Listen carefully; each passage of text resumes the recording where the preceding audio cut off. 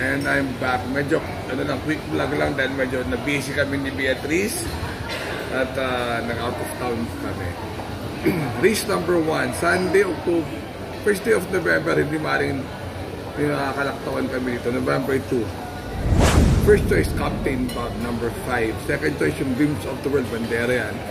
Third choice ko si Animo Lasal, 5, 1, and 6. Alright? Alright. Number 2. Ito sa Dakota Elegance, mukhang siya yung magkakanlaban niya dito. Second choice yung para sa masa. Third choice ko si Wild is the Win, 6, 3, and 5. Alright? Alright.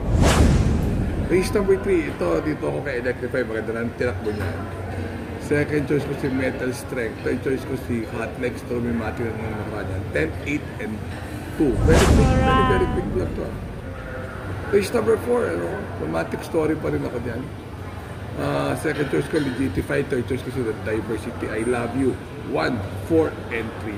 Alright. Okay, Legitify, baka maluchan nila sa ratio sa Chase the Castle dyan. Tsaka ni Fly 3. Race number 5, Gamer Winner. Ang lamang siya dito. Bagong mababa. Second choice ko si Brent Pride. Ang galing ng tinakbo niya nung nakaraan. Kala ko mananalo kalaban si Clavavana. Third choice ko na si Blackstar. 5, 2, and 4. Alright. Race number 6, Solo Aire, Don Damiano. Baba na sa laban.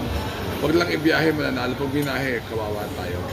Second choice ko si Surplus Boy. Third choice ko si Bishop of Servicio, 5, 1, and 4. Alright.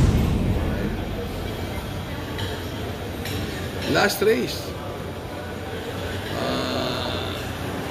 Large 23 ako dito. Second choice ko si Beyond Compare. Third choice ko si Levitating 3, 9, and 5. Alright? Remember to be good because God is good all the time. Big vlog lang. See you. Bye-bye.